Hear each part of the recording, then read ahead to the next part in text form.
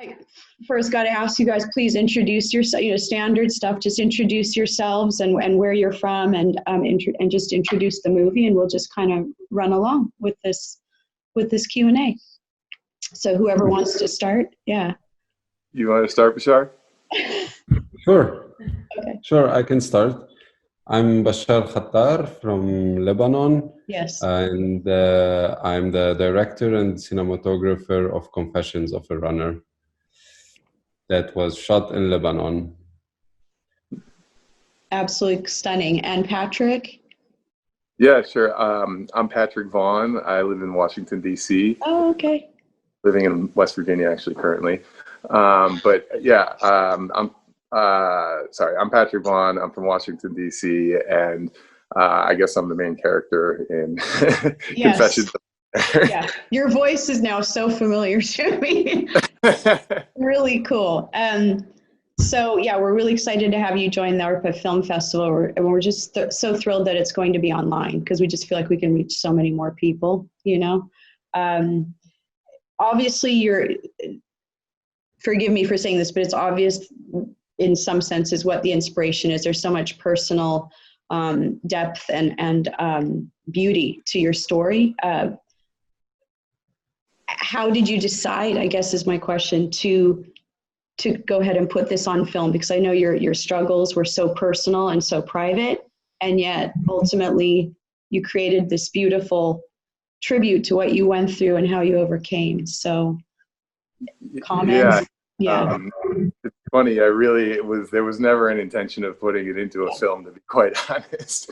I was decided to film it, to have it filmed as a personal video as much as anything. And over the week that I spent with Bachar, where he was supporting me and also filming me, he just kept asking me why I was doing it. And to be honest, it's really the first time I've told almost anybody the story. So it's kind of amazing, because after that, I came back and I realized, oh, this is going to go out, and I started telling everybody around me. So it's actually been kind of an amazing, experience for me also. Yeah, I can only imagine, because your narration, I mean, it's so profoundly personal and painful. And yet it's so beautiful how the whole thing just evolves, the natural, gorgeous landscape that you are traversing, and then explaining your journey, personal as well as physical. So what would you guys say your biggest challenge was in making the film? I'm sure there were many. I mean, the obvious ones is this journey on the Lebanese mountain trail. I mean, that was incredible. Well, there was two different challenges, big challenges. The first one, just to continue what Patrick was saying, I was meeting Patrick through my lens, and this was the first day I filmed him. Was the first minute that I started filming him at the moment that I met him. And so everything was growing organically, and like Patrick said, like we weren't really knowing that we were actually gonna make a film about it. And for him to, in the end, to tell me all his story was a huge responsibility for me as a young filmmaker, to try to give justice to the story and to put it in a shape, not to focus on the catchy stuff, just to use his story to get more audience or whatever. Like, the point was really to make justice to his story and to make something, that a video that he can be proud of and that he can keep for later. And this was one of my biggest challenge in making the film. But technically, maybe Patrick can tell more about like running in Lebanon on a trail that's constantly changing, and running 470 kilometers with a lot of stress of keeping your pace, and at the same time finding the trail that sometimes it's not marked at all. And I think he can tell you a bit more about this side of the challenge that he had. Yeah, I flinch every time I see that scene where you kind of stumble and slip on the rocks. There's that very rocky part of but I mean, the trail is just so diverse and so rugged. So please share, Patrick. You know, part of, you know, and it's really so beautiful. That was part of having been going to Lebanon, and, you know, having visited Lebanon for many years and seen the perspective of most of the people in the States when I would come back and act like it was somehow bizarre that I was going there. Yeah. It was really important to me to show that side of the country that frankly, even when I was going there as family trips, I didn't get to go to visit the mountains in those parts of the country.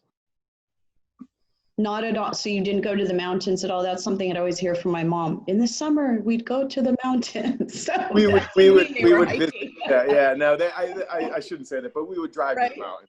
We would, you know, walk down for 30 minutes. I never hiked or ran or they went, you know, backcountry. It's amazing because part of this whole experience has been that I found a big outdoor community in Lebanon. You know, mountain climbing, you know, biking, running, all kinds of activities that I think people don't realize exist there. Which I understand because I did some research just to kind of learn more about the trail itself. I guess it's still relatively new that this exists, right? That it's actually not mapped out, but that it's part of this whole ecotourism push, right? In Lebanon, I mean, there's so much natural beauty there to explore. Inspired by the Appalachian Trail, I understand, the folks that got together and did this consortium. I don't know if you know. Yeah, well, it's funny. When I was planning the run, I actually connected with one of the founders of the trail, the American Friends of the Lebanon Mountain Trail. Happened right up the road from me in Arlington, and so to connect with them off the bat, and they helped me sort of coordinate some of these things. And it's an amazing story the trail has itself, in that you know, these were footpaths between 75 different villages across the country for thousands of years, and they're now turning it into this, you know, single connected trail. And it's even, I can tell you, even in the 3 years since we did this, I've gone back many times and it's grown significantly. It's much a real trail now than it was even 3 years ago. That's fantastic. That's fantastic. What did you both learn in making this film? That's a really broad question, I know, but I mean, I learned everything. I was not, I had no involvement in any film, you know, work whatsoever. So for me, it's completely first time for you, right? Creating? Wow. I mean, from my perspective, when I started seeing what Bachar was putting together from the footage that we took, it really quickly became, oh, this isn't a home project. This is a film or a series or whatever we wound up, you know, we didn't know what we were going to do with it at the time. Okay, so you just thought record your experience on the trail was the initial concept. And then he started sending me edits, and it was, oh, this is way different level of what I expected. Wow, it just evolved. Bachar, did you want to comment more on that? I know you had some beautiful insight. Well, I mean, what I learned from it was actually just a proof of what I believed in, and using my work for the need to tell a story, rather than making a film for entertainment. It was or something that I dreamed about or something. And, you know, rather I focused on try to make some art out of a need that needs to be shared, because probably Patrick has shared maybe his story, not really, but, you know, probably to some close friends. But from me as an outsider, and back then, I don't know if I was really like his friend. He just met me a week ago. So we're just like getting to know each other. So I really had an objective point of view to his story. When he shared his story, I had goosebumps. I was like, what, what is that true? Like, are you really saying the truth now? And this astonishment that I got from his story, that I wanted to share with the world, that there is hope Yes. anywhere, wherever you are, even if you were in the darkest period of your life, you can thrive from it and you can really make something out of it. And yeah, probably this is what I learned from it the most. Definitely. Yeah, it's really what you impart upon your audience too. I really felt very strongly about that. That's why I was so moved by it. What would you say your film says about the world we live in? These are trials and tribulations many have faced, right? I mean, opioids, I mean, all of that. I mean, it's hit my family. It's everywhere.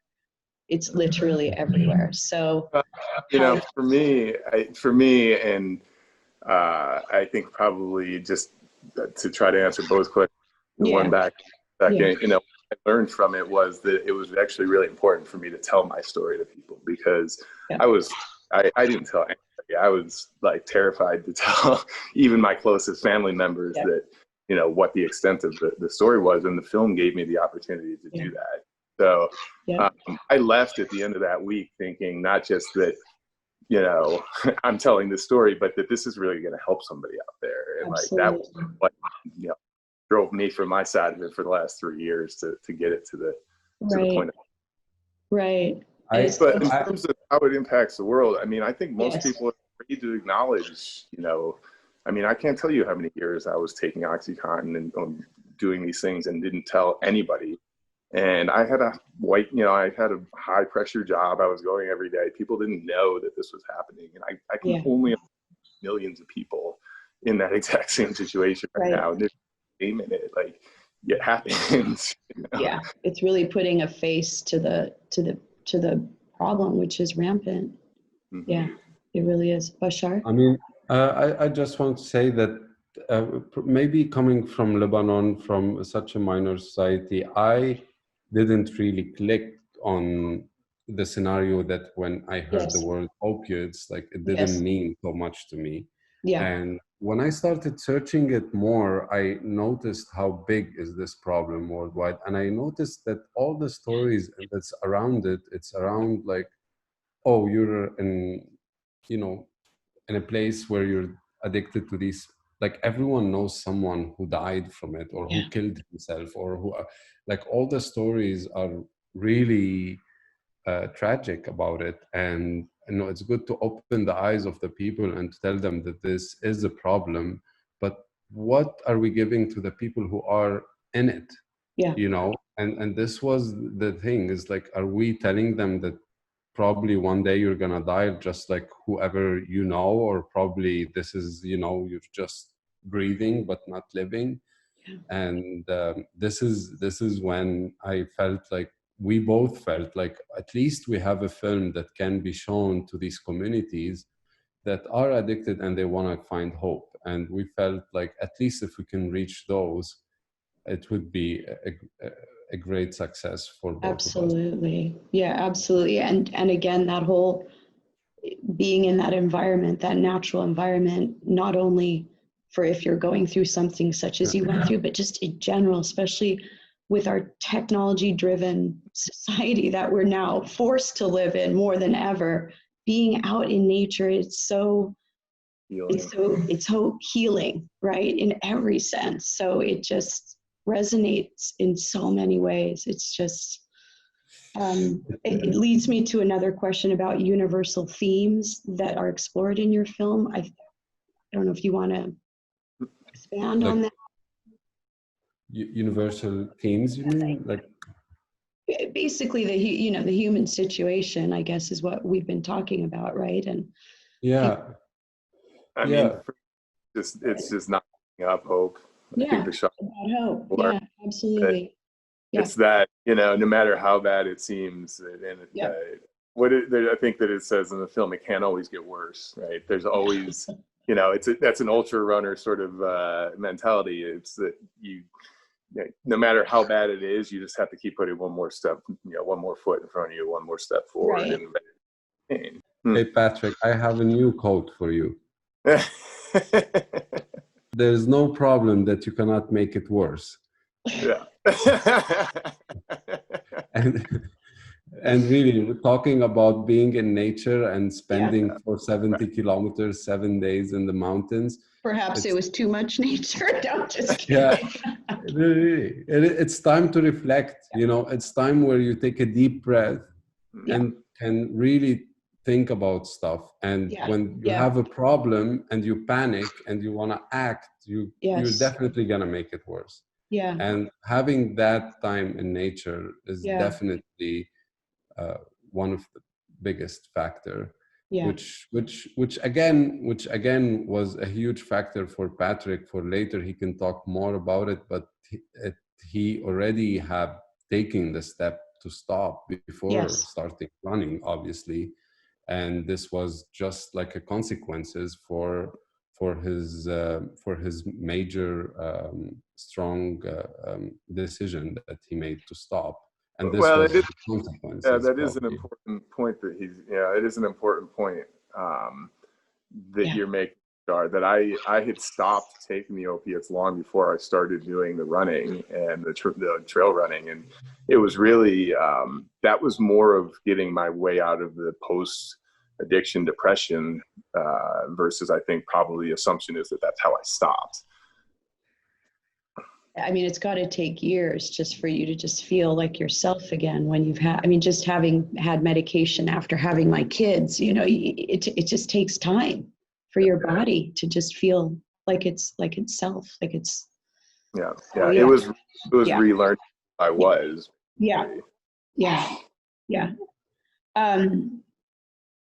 This, I've got my little standard list of questions, and as I'm looking at it, we've talked about this as far as what people can learn from your film. But is there anything else you'd like to add to that?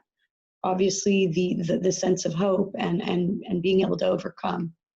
But I'll throw something out there, and I always sort of talk about this. I call it human inertia, right? And so the years that I was sort of stuck on the couch and not doing anything, it was, really easy to just sort of stay put and not try to change it. And it definitely took a big push on my part to shift the direction of that. But all it took was that first step, and the momentum started shifting in the other direction, and it just kind of snowballed from there. And so to me, that's sort of, it doesn't have to be a huge major change in your life. Like you see something that you don't like, that you're not happy with, the slightest push in a different direction to me makes all of the difference. Just to try a new approach, a new way of thinking, a new way of moving forward, and not just literally the actual steps of running. And because were you always a runner? Was that something you were always? No, I was athletic when I was young, but the injuries and things that I had, I stopped doing any athletics for a long time, and it was crazy.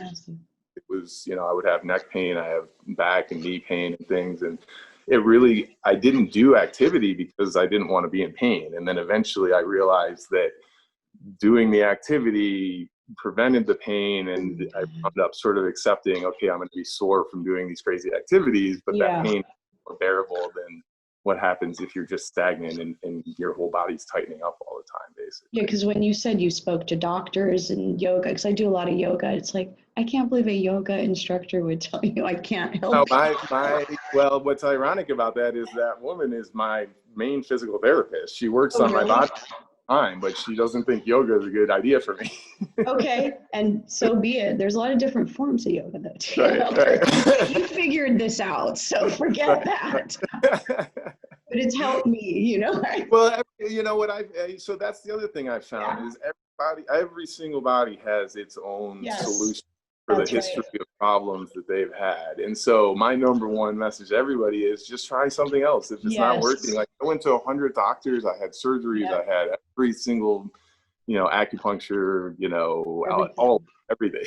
And none of it helped, except for apparently running through the woods. Well, I know, Patrick, you don't have a formal filmmaking background per se, right? This was your first gig, but Bachar, how long have you been filmmaking? Is this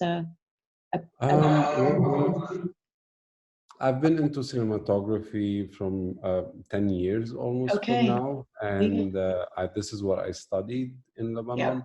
Okay. And I've been mostly experienced in documentaries because Okay. this is mostly what I like. I've also shot music videos and advertisement, and Yeah. but mostly documentaries was my thing and cinematography was my thing. And I went to film with Patrick as a cinematographer. Probably at the time I was more like, want to do a video about me. I was more a videographer that's going to do everything by himself. Okay. And this is the first project that's for 29, like 30, almost 30 minutes documentary that I direct. It's my first step into the directing field. And so I'm pretty new to all of It's this. wonderful. Yeah. Wow. Um, what films have been most inspiring or most influential to you as you've evolved in this world of filmmaking and cinematography? Anything come to mind that's particularly? Well, I mean, I can say that we liked some aspects in some films here and there, like Mhm. talking about trail running films. Yeah. If you check the Solomon TV, they have really nice films about runners. And there's also Billy Young, who made a lot of movies about ultra trail runnings. And mostly I liked a lot of aspects from it, but it wasn't really an inspiration. My inspiration was definitely Patrick's Yeah. story and nothing else. Yeah. Yeah. Um, when did you realize that filmmaking wasn't a hobby? Was it when you entered school? I mean, you went to university with the intention, I want to be a filmmaker, or did it sort of evolve, or how did that Um, story? well, actually, I think it's really hard for any person to arrive to university and get to choose what he's gonna do for the rest of his life. It's too Agreed. scary Agreed. to decide. Theoretically, you can find so many answers that, Yeah. yeah, maybe I'm more into this. But Mm-hmm. I think, like, I went to a law school for a day, Mm. and I left the second day. And the thing is, That it's was a not that I no-go. didn't like law. It's not the problem with the idea that I wanted. Is the idea is like, you want Yeah. to be in a space where people look like you. You Yeah. want to be in a space where you're feeling comfortable, I like to see people standing on tables and others sleeping on someone's lap. I like to see people wearing colors and I don't know, all kinds of Yeah. different aspects of things, and mostly expressing their freedom and not being followers in this life Yeah. and trying to express who they want to be. Yeah. And this is how I went to choosing audiovisual, because initially my father is an amateur photographer, and I learned photography from him, and through photography from the film cameras that we used to have, this is where I found my passion I into see. cinematography. Oh, yeah. Wonderful. Um, are there any upcoming films or projects, anything else you can share with us today? Yes, I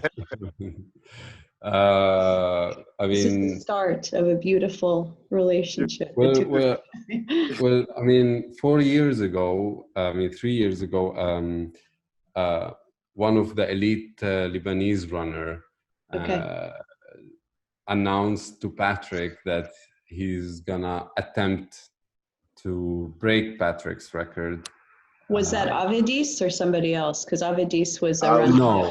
No, okay. no, Avedis already did his two chances, and I'm not sure he's gonna go into it Okay. again. But there's another elite, legendary runner in Okay. Lebanon who knows Patrick and ran with him on the trail, and we see him in the film. His name is Ali Oh, okay. Qidami, and he's gonna probably attempt it pretty soon. Ooh, And we are both supporting him and trying to to get what's going to happen with him, because we're actually worried about him, because first because of the challenge, and second because of everything that's happening in in Lebanon. Lebanon. you've created something absolutely stunning. So we really appreciate your time today to share and to talk. And I'm excited to see what will be done with our conversation, because I really enjoyed it. I really appreciate it. Yeah. It was wonderful. It was really nice talking to you too. Yeah, thank you so much. Yeah. We're so excited to be Yeah. to showing the film. Yeah. We really thank We are you. too. Yeah.